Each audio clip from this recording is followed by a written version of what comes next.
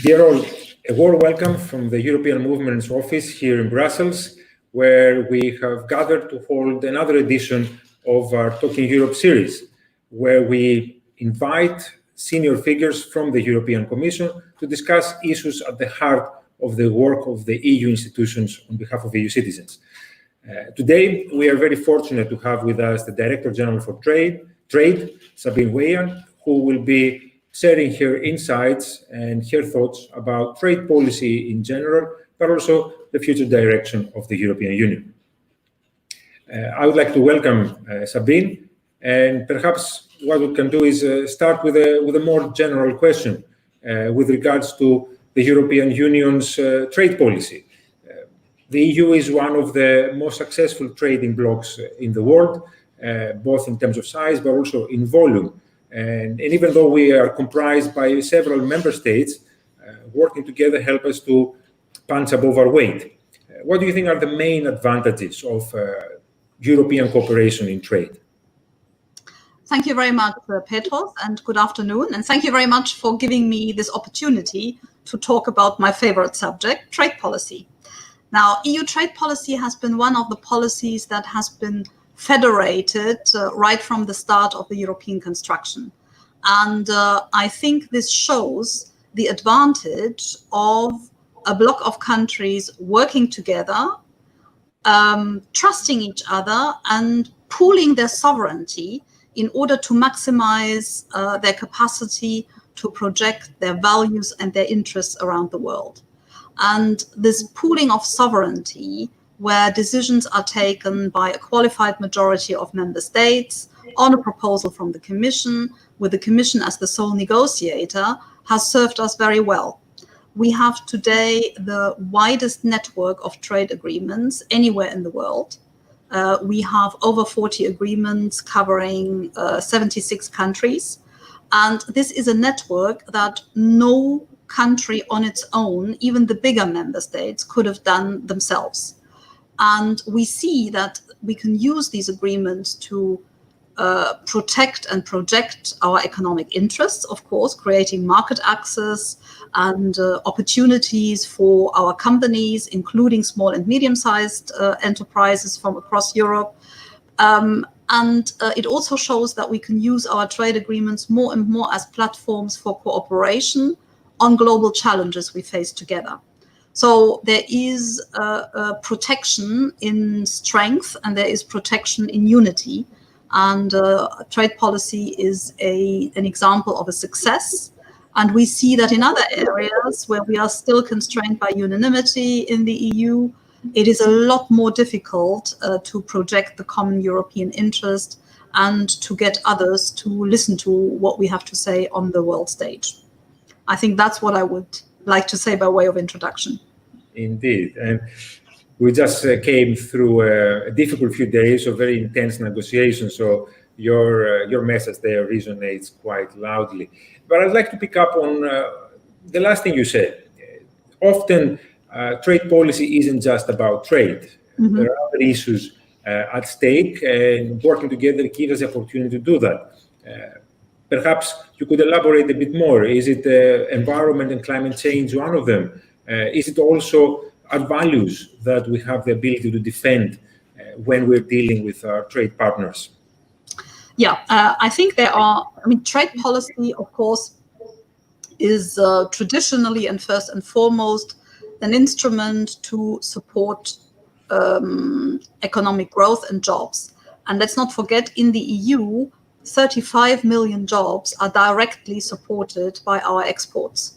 So it is economically very important. We are also using our trade agreements to promote and project our regulatory approach to issues. So that is something which is very often called the Brussels effect. The fact that we regulate for an internal market of close to 500 million people means that a lot of other powers around the world, if they want to access that internal market from the outside, they will have to follow EU rules. So this makes Brussels a sort of regulatory superpower in the interest of stringent environmental norms in particular. And then we have seen in the latest generation of trade agreements, we have introduced chapters on trade and sustainable development, where, for instance, we use the leverage we have as the world's biggest trading bloc to promote respect of international labor organization conventions, to anchor the Paris Agreement on climate change in our trade agreements, and basically to lend the power of our trade agreements and of the privileged relationships we create through them for the implementation of climate commitments. So this is something which we have done a lot over the last 5-6 years. It's a policy which is still in evolution, as is international governance on environmental issues more generally. But this is something where we are using trade agreements as platforms for cooperation with partners around the world in order to promote global public goods, from climate change to core labor standards to biodiversity, to name but a few. You mentioned the Brussels effect, and that I think is something that often people underappreciate, because in a world where international companies are often bigger than nation states, it's not easy to take them on, especially when it comes to regulating new areas of activity in the digital domain or elsewhere. Do you think that perhaps the EU is one of the few entities out there who is able to take on big corporations and defend the interest of consumers and citizens alike? Well, that is certainly something we are doing in a very determined manner, through also our antitrust action, through competition law, as well as through trade policy.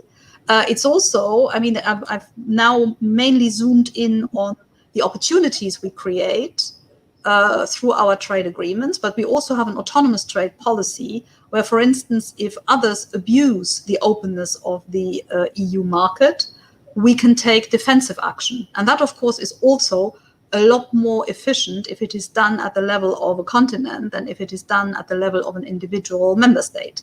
So I think that is also something we look at, and which protects businesses and consumers alike.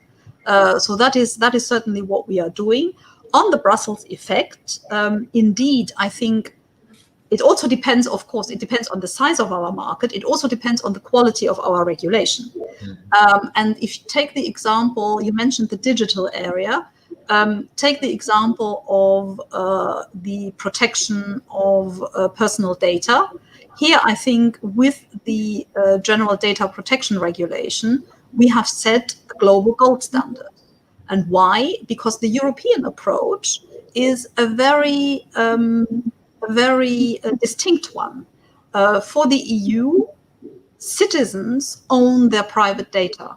The private data is not the property of either private companies, as is the tendency in the US, nor are private data the property of the state, as we can see in the Chinese model. So I think here we have struck a chord by introducing a legislation which empowers citizens to be masters of their personal data. And therefore, the GDPR has become the gold standard around the world, and we see many other countries emulating it. And that, of course, gives us an advantage in the global competition for who sets the standards for the future. But we should not take that Brussels effect for granted or for a given that it will continue. We see, for instance, that China is very active in global standard setting, in standard setting bodies, etc. So we have every interest to continue to cooperate and work together with other industrial democracies to set the standards for the future, especially in issues as sensitive as data. Indeed. Actually, you bring me very nicely to my next question. You mentioned some of our trading partners out there, especially the bigger and more assertive ones. And considering Trump's America First approach to trade and China's increasing assertiveness, as you described it, the landscape, the trading landscape has changed quite a bit. How is it that we will be able to navigate those a bit more choppy waters on international trade, considering America's position currently and China's increasing assertiveness? No, you're very right that we are facing challenges we haven't faced for a very long time, because the EU has thrived in the global governance that was set up after World War II, the US-sponsored global governance, which is based on rules and the respect of law. And that is something in which we can function very well, and which is in the interest, especially of the weaker members of the world community. But what we are seeing now over recent years is indeed an increasing geopolitical rivalry between the US and China. The US withdrawing from the order they have created themselves because they feel it has not worked to integrate China. China not being fully integrated or not ready to subscribe to rules that deal with the effect of the Chinese economic model on third countries. And in this situation of geopolitical rivalry, we see that trade is being weaponized. And that is a situation which is very challenging for everybody else, but where in particular there is protection in unity and strength. And we have seen that when the US introduced steel and aluminium measures in 2018, we immediately reacted with countermeasures. And I think that has, to a certain point, protected us against further deteriorations of the environment and of the global environment and of our relations with the US, because they see that the EU is standing up for its interests and values. And that's what we are continuing doing by trying to engage the US in order to see that we can build a positive agenda, but also the way we protect ourselves against unilateral action by the US. And again, this is something which no member state on their own could do. And the most recent example is the US action against countries that have introduced or are about to introduce a digital services tax. And taxation is an area which is a jealously guarded national competence. But we have seen that faced with the US threat of unilateral action, member states have actually come together and wanted to work with each other and with the Commission in order to have a common approach vis-à-vis the US. So that shows that the value of this sort of cooperation is clearly understood by member states, including in areas where they are very protective of their national competence. Indeed. Do you think we are seeing the end of multilateralism? Do you think that the institutions that were put in place after the Second World War have been under assault in many ways? Do you think we are moving away from that globalized trading environment we enjoyed for a while? Well, I think what we are living is a reconfiguration of the global economy. And I think we have to recognize that the WTO has been paralyzed as a negotiating forum. There have been no new agreements since the mid-1990s, no major new agreements. And we have to recognize that the WTO has not been able to keep up with the challenges brought by China. When China joined the WTO in 2001, the expectation was that there would be more of a convergence of China with the market-oriented conditions on which other countries operate. That has not been the case. So I think the US do have a point. We have to update the rule book of the WTO, for instance, to deal with the massive subsidization that we see in China.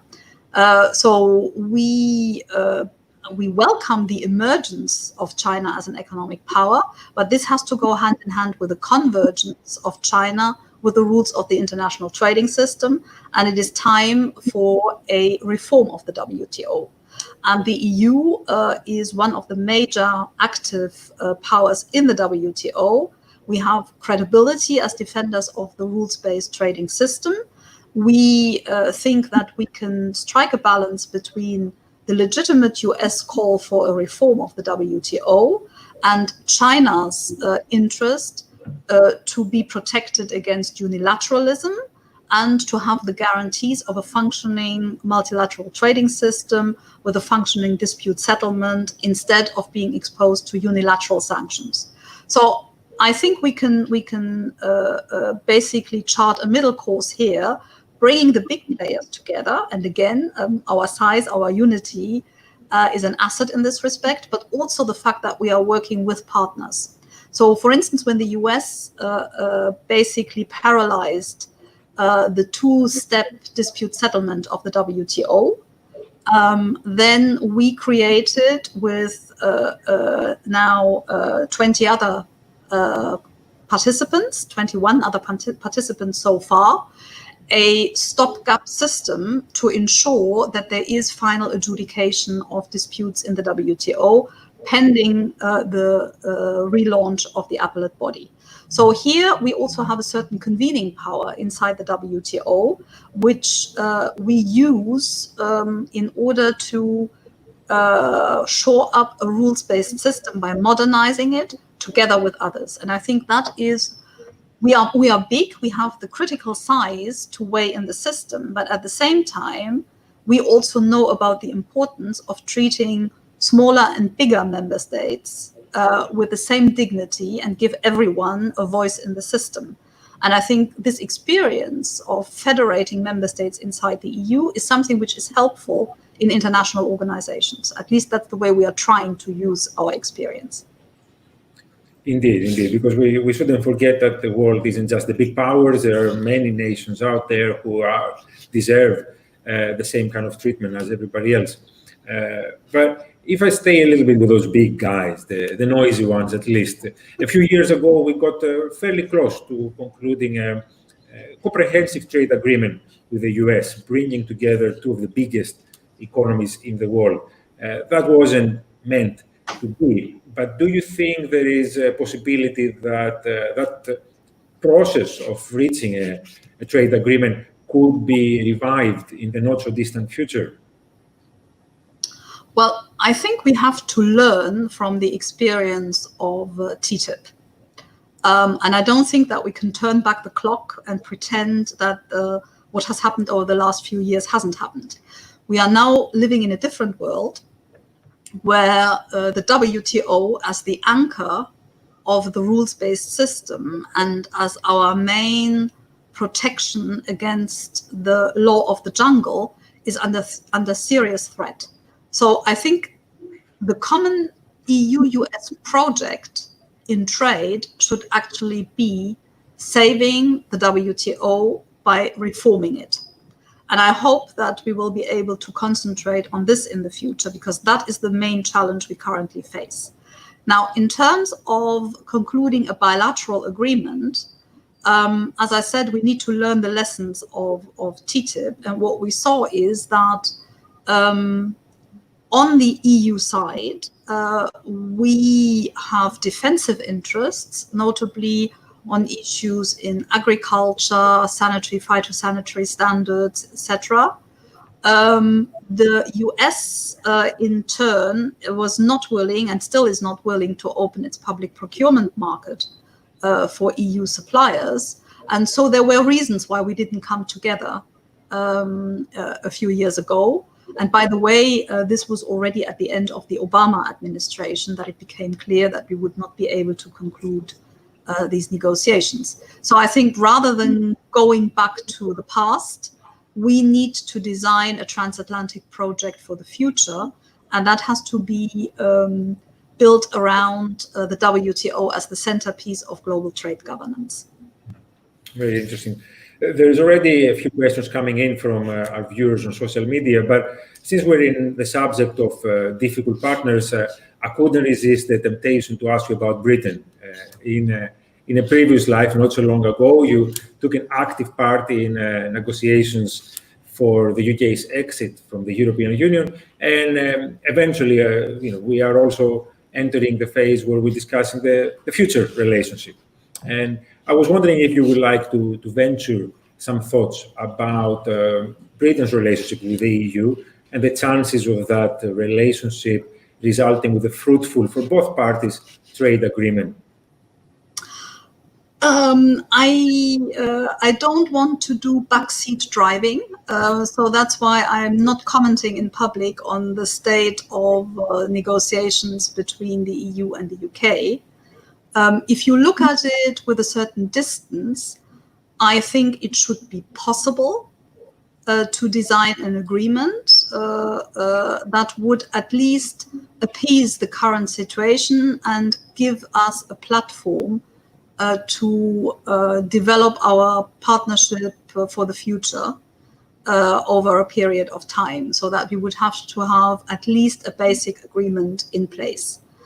Now, the reasons for the EU to do that are probably even more political than economic. I mean, given the crisis we face, the consequences of Brexit for the EU pale in comparison to what we are facing with COVID and what all the attention is currently rightly focused on. I think it looks a bit different for the UK because given the relative size and the importance, it's obviously more difficult for the UK to adjust to the new trading relationship. But I think both sides have an interest in also being able to cooperate on the global challenges we face. And as I said, I mean, we have a rise of authoritarianism, of populism. We have an attack on democracy that we live globally.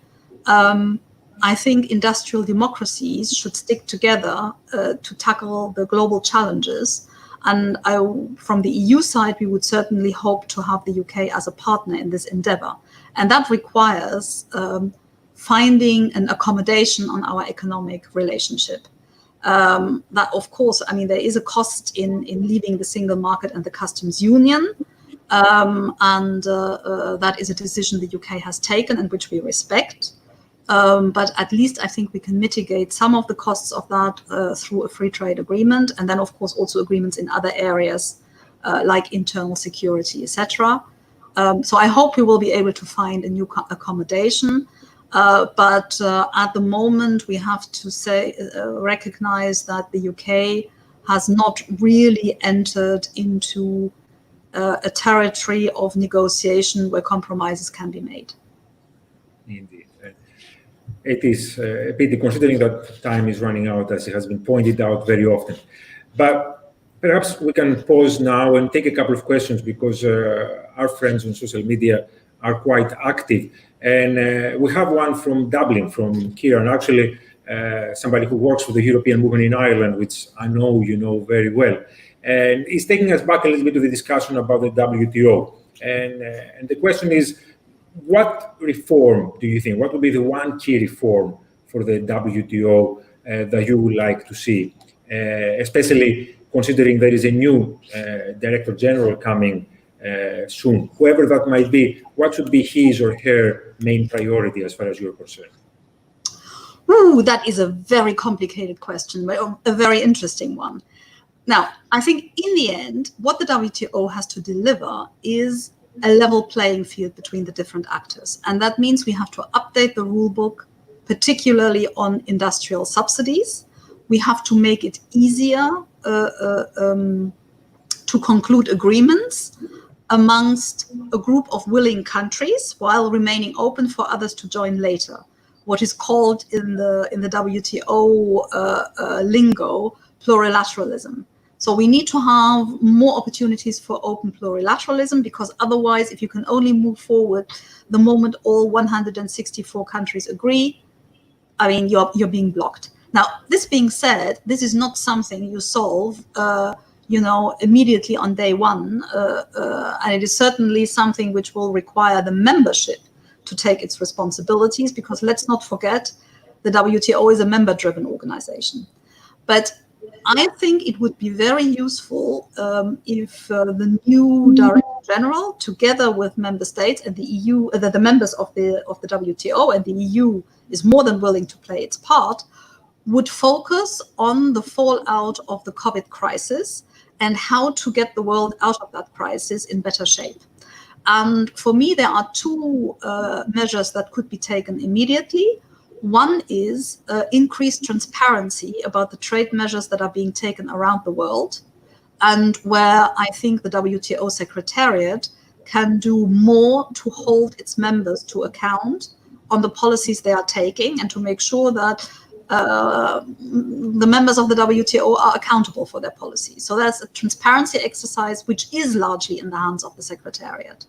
The second point is an initiative that we have been promoting with a group of like-minded countries, which is about trade and health, and which looks at how can we be better equipped to keep markets open and ensure supply with critical goods and services whenever a next pandemic might strike. So an initiative on trade and health, I think would be very, very necessary, together with transparency. That should be the very first actions in my view. And then I think the other thing we need to look at is the link between WTO and sustainability and the Sustainable Development Goals. And I think we have to look at a better integration between global trade rules and the fight against climate change. There again, I think there is room for an initiative at the next ministerial conference. So in a nutshell, there's not the one thing that can be done. In order to show the relevance of the WTO in the current time frame, I think you need to have a staged approach where you sequence certain initiatives, and I've spelled out some of those. Paul in London from Hungary Strategy actually would like to know a little bit more about the upcoming Chief Trade Enforcement Officer and its role vis-a-vis third countries like the US or China. And he's also asking whether we can expect a name to come up to the surface anytime soon. I am hoping for the name to come out indeed very soon. And I think that that person will have to deal with a lot of expectations that have been created. But I think it is a crucial function, and I'm very happy to be able to have this function now in DG Trade. And the idea here is really, I mean, one of our jobs is indeed to negotiate trade agreements. We've done that very successfully. Now we have to make them live. And as I said, there are market access commitments that have been taken. And in order to make sure that these materialize in practice, you have to constantly monitor and engage with the third country authorities in order to make sure that our operators actually benefit from what we have negotiated. So this is a determined monitoring, interaction, etc. The second part of the job is also the implementation of our trade and sustainable development chapters. And this is very time consuming, because here, as I said in the beginning, we are increasingly using our trade agreements as platforms for cooperation to improve social and environmental conditions. And that is something which requires ownership, both in the EU and in the third country concerned. This is not something you can decree or impose from Brussels. This is a societal discussion and change which needs to be entertained and monitored and taken forward, because that is the only way that you can, together with other partners, upgrade standards and commitments. So it's this sort of engagement on the market access side, as well as on the sustainable development side, that will be the core of the function of the Chief Trade Enforcement Officer. And then, of course, all this is before you come to legal action of enforcement. In a way, if you have to resort to actual enforcement through dispute settlement, it's a failure of implementation. So ideally, we would hope through a continuous engagement to capture these issues before, but we would, of course, also not hesitate to have recourse to dispute settlement in the WTO, as well as in our bilateral agreements, in order to counter the violation of our rights under these agreements. That's very interesting indeed. And we are stretching you and we're taking you to different areas, but Marcin in Warsaw would like to know if there is a chance to gradually eliminate quotas for agricultural imports from Ukraine, and perhaps use that as an opportunity to provide a stimulus to the Ukrainian economy, and at the same time benefit EU consumers. Now, this is, of course, a sensitive area, that is quite clear. And I remember when a few years back we proposed the autonomous liberalization for Ukraine. It was rather controversial with member states, also a little bit in the European Parliament, because we also have quite a lot of defensive interests in agriculture.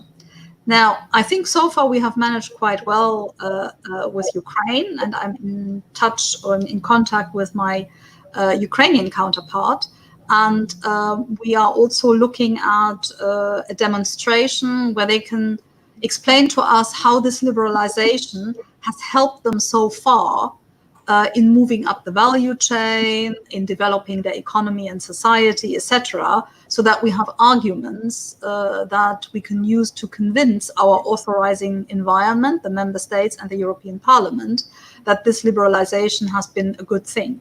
But I mean, with Ukraine, we have a very particular framework, the deep and comprehensive free trade area, which foresees a gradual approximation of legislation of Ukraine with the EU. And I think this is a tool that we still have to bring to its full fruition. On the other hand, we also have with Ukraine issues of respect of commitments made. So there also we have enforcement issues which we are taking up. So it's a mixture of trying to move the positive agenda forward and use liberalization as an economic development tool and an approximation to the EU tool. But at the same time, we also have to be very vigilant that commitments made by Ukraine are also respected. And this is not always the case. And that, of course, makes it very difficult to argue inside the EU for liberalization of agricultural trade. Very, very interesting indeed. If I may take us back a little bit away from the trade domain and to ask a more general question about the direction the EU is taking. We alluded briefly at the beginning at what took place a few days ago. And since you're the first senior EU official we're talking to since then, I would like to perhaps explore a bit what was agreed in those days. I know that our audience around Europe followed closely the negotiations, and we are interested to hear the results. How do you view the final deal that the EU member states leaders agreed on? And what do you think are now the next steps to make the implementation of that deal as successful as possible? Well, I think there has been a monumental change with the Next Generation EU program and the agreement of all member states for the EU to borrow money in order to get us out of the crisis we are currently in, and which is the biggest economic crisis in living memory. And I think even a few months ago, it would have been unthinkable that we would find ourselves with such an agreement as we have it now. Now, there are also some, as always, it depends on what you measure an agreement by. If you look at, one thing is the Next Generation EU and the immediate crisis facility, the borrowing of 750 billion euros on the market, which is really a game changer. On the other hand, you have the next 7-year program, the multi-annual financial framework, where, of course, if you compare the result to the Commission proposal, you see that, unfortunately, especially the modern parts of the budget, which are essential for the green transition and the digital transition, have been cut. Now, on the other hand, if you compare the agreement to the current MFF, it is still a modern budget. And there are also commitments to spend the recovery program, to focus the recovery program on investments that facilitate these twin transitions, the fight against climate change and the digital transformation. So what will be very challenging now is, first of all, this has been an agreement by the heads of state and government. It now needs to be brought into legal form, and it will require the agreement of the European Parliament. So I think as we are speaking, the debate is ongoing in the European Parliament, and they will have some additional demands to make. We will have to see how that works. And of course, implementing all this will be a very big challenge for the EU, for the Commission, and for the other institutions. And that is something where we all have to pull together and show that we can actually make this work as it is intended to work. But let me also say, money is one thing. Trade policy is one of the few non-budgetary instruments to get us out of this crisis. After 2008, after the financial crisis, international trade was one of the main vectors of economic recovery for the EU. And that is what we need to do now as well. And that is why we have to do the reform of the WTO, and we have to continue to use to develop and use our network of bilateral trade agreements.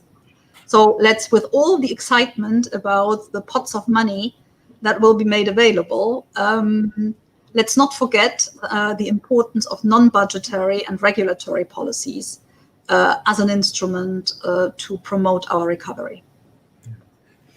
That is very true indeed, and especially in the current environment, the challenges that the European Union faces, I think we need to employ all the instruments in our disposal. And it is indeed historic to witness the EU being granted powers to raise its own debt or its own resources, which, like you said earlier, would have been unthinkable just a few months ago. Do you think that these developments are putting the EU into a different path, a path of farther and more closer integration, one that has been charted from the beginning, or is it a one-off? Well, I think it will lead to more. It depends. That's the answer. I think it will lead to more integration of the euro area and the importance of the euro as a global currency and the importance of the EU on international financial markets. From that point of view, I think it is a game changer. In terms of further integration, I think there are certain areas where the crisis has revealed that there is a need for closer cooperation in Europe. Now, I'm not saying that this will be a generalized closer integration, but I think that there will be more integration, more cooperation in more policy areas where this is warranted. And I think that when we saw the first knee-jerk reactions at the beginning of the crisis, where we had member states closing borders, where the internal market was under enormous pressure and threat, I think people took conscience of that and realized that the advances of European integration, that the single market, which is, the bedrock of the European economy, cannot be taken for granted. And I think that will probably mean that people will invest more in that, and that we will be a bit more careful in reactions that could jeopardize this in the future. Another area where, in the absence even of clear competencies, member states came to the realization that more European integration is necessary is the whole health area, where the EU in principle has no competences, but where we've been asked to coordinate. So I think it will be more project-based integration rather than across the board. I think that has been the case in many ways throughout the history of the European Union. Yes. The European movement has been there from the start, and we've been close observers and of course, supporters. And actors. Indeed. Speaking of actors, I'll go back to some of our viewers on social media. And Alex here in Brussels is asking an interesting question that has to do with China and in particular their operator Huawei. And we have seen the US and the UK taking some stringent measures when it comes to blocking access to infrastructure from from China. Do you see that spilling over also in the EU? Do you think there might be a move towards favoring more European operators and providers of services in that area, blocking hence players from China and elsewhere? This is indeed a very interesting case, and I think it is a very good demonstration of what we mean with the concept that the Commission has put forward of open strategic autonomy. And that concept means that the EU is able, it's an aspiration, which means that the EU is able to chart its own course in global affairs, and that we are not obliged to choose our lane between the US or China. We can stand up on our own 2 feet, or rather 27 feet, and we can chart our own course. And that is, for instance, what we've done with the 5G toolbox. So first of all, I think it was member states wanted to have an EU-wide toolbox, which also allows them to not be exposed from pressures from one side or the other, but to basically refer to an agreed framework of tools on how to do certain things. And I think this shows that we are not naive, that we stand up to protect our infrastructure, but at the same time that we remain open, as long as those who want to access our markets, our networks, our infrastructure, etc., respect our rules. So that is the relevance of the 5G toolbox. And again, it is something which works at European level. It would be a lot more difficult for an individual country to stand up to pressure from either the US or China. But of course, there is also another element, and the person asking the question pointed in that direction. And that means we have to see our digital single market is woefully underdeveloped. And that weakens us, and that weakens our operators.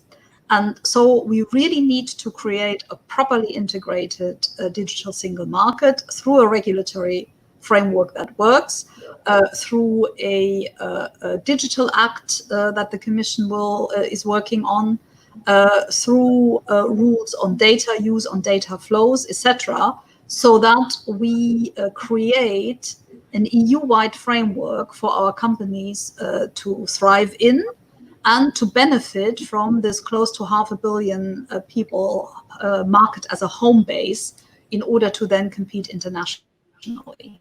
So I think the two things go hand in hand: a toolbox to deal with the immediate 5G challenge, but then also developing the single market and actually investing in technologies of the future. So I would hope that we'll start talking much more about 6G than about 5G. Indeed. Well, it's a good thing you mentioned the digital single market, because our next question, which comes from Noel O'Connell, by the way, somebody else we also know very well from Dublin, she's wondering whether the acceleration of using digital services over the last few months, especially in the context of crisis, will have an impact on policy, especially since there's still impediments like the lack of digital infrastructure. Will we be able to harness this renewed impetus towards the digital single market? And perhaps has the Commission considered how to further the development of that single market across Europe on digital services? Yeah, no, I think certainly we see that digital trade and the digital economy in general have been giving a boost through the crisis. I mean, we are communicating through digital means, even if I haven't managed to get an unblurred picture. So there's still a margin of progress in my handling of the camera. But leaving that aside, I think that the crisis has shown, and the immediate reaction in terms of moving towards digital means of communication has really shown just how important that is, but also how quickly change can be effected if necessary. And we see that this has, for instance, given a boost to the e-commerce negotiations in Geneva. And we see we've been approached from a number of our FTA partners who are saying, this digital chapter of our trade agreement, either we don't have one or it's already outdated. So I think there is a lot of pressure there. But as I said, I think the main challenge will first of all be to get the digital single market to function properly. And that means homework on the internal market side, because trade policy is the external projection of the single market. That's what we are trying to do. And we can only be as strong in trade policy as our internal market is. As we're reaching the final part of our conversation, I think it's appropriate to perhaps even bring in citizens. We discussed the TTIP earlier and the great potential that a trade agreement between the two had, but we saw a significant backlash generated from certain sections of civil society, one that spilled over in our negotiations and the subsequent agreement with Canada, etc., etc. How do you think can we include citizens more in these consultations, both, of course, through engaging the European Parliament, directly elected by our fellow Europeans, the House of Citizens in many ways, but also engaging organized civil society a little bit, so their views, their ideas, their concerns perhaps can be echoed and reflected in those agreements? TTIP and the experience of TTIP, I think, has been a game changer for the Commission and for DG Trade in the way in which we are doing trade negotiations and also implementation. I think we have done an enormous change in terms of providing transparency. We are doing basically at least every second week a major civil society event here in Brussels in order to talk through all our trade policy issues. But I must say, I think that is only the beginning of it. Transparency is a tool, but it has to serve a purpose. And we are currently reviewing, we have launched a study and we are discussing with civil society where we are in our civil society dialogue. I have the impression, for instance, we are talking far too much inside the Brussels bubble. And I'm not sure that if you only speak to Brussels-based organizations, you get the full picture of the interests and concerns and the structures and interrogations across the different member states. So we have to find a way to reach beyond the Brussels Beltway. And that is not easy. And the second issue is where we need to see how we can progress. And that is, in the end, the test of the effectiveness of our engagement with civil society is, does it lead to better trade policy? And that is something where a lot is in the implementation now. We have these domestic advisory groups to our trade agreements, which bring together civil society on both sides of the agreement, because we need to also listen more to each other and understand the different concerns. And the concerns of civil society in Europe are not the same as civil society in our partner countries. And I really think that we need to look more at what is the impact of civil society engagement on the content of trade policy, and then also on the acceptability of trade policy. I think that is the litmus test. So we have to move beyond mere transparency, and we have to have open and very often very difficult discussions with civil society, because I'm sometimes worried about the expectations as regards trade policy in terms of healing all the evils in the world. And we risk overloading one instrument we have, which is very effective, but trade policy cannot make up on its own for the weakness of international governance in climate or environment.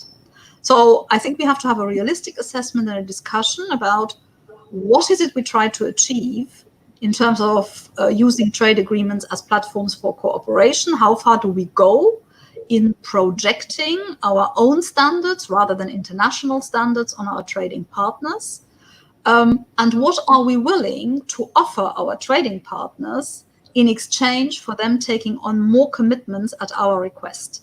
That is an open and frank discussion we still have to have and we have to structure. Indeed. If I may, as a last question, you're a committed European, you serve the European Union from a variety of posts. We will be curious to hear what are your aspirations for the future of the European Union? What are your hopes and ambitions, perhaps, for not just the organization, but the idea that you serve? For me, the EU is more necessary than ever, given the current geopolitical tensions we live through. And I think I see the EU as a project in favor of the rule of law and the defense of equal dignity, not only for all our member states, but also for other countries. So I hope that the EU can be a force for good by promoting a rules-based international system and by defending a rules-based order against the law of the jungle where might is right. So that for me is what I see as the major mission of the EU at this stage, because that is the best way I think the EU can serve the economic interests and the values that our citizens, that EU citizens, and that I as a citizen want to see promoted.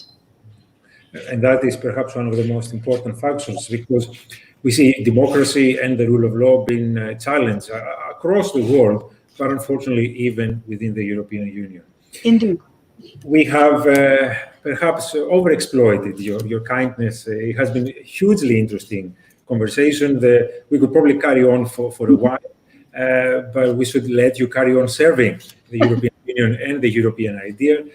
What is left upon me to do is to thank you very much for your time, for your honesty and openness in answering your questions, and we look forward to working with you in the months and years ahead. Thank you very much, Petros. It was a pleasure to be on your program, and excellent questions from participants, and I hope to have another opportunity to deepen the discussion. Keep up the good work. We need you. Thank you very much. And that's a good excuse for me to also thank all our viewers, all our members, partners, and friends across Europe for tuning in, listening, contributing with questions. We're going to take a small pause because of the summer, but we're going to be back in September with more discussions like this, and we look forward to having you with us then. In the meantime, enjoy August and see you soon.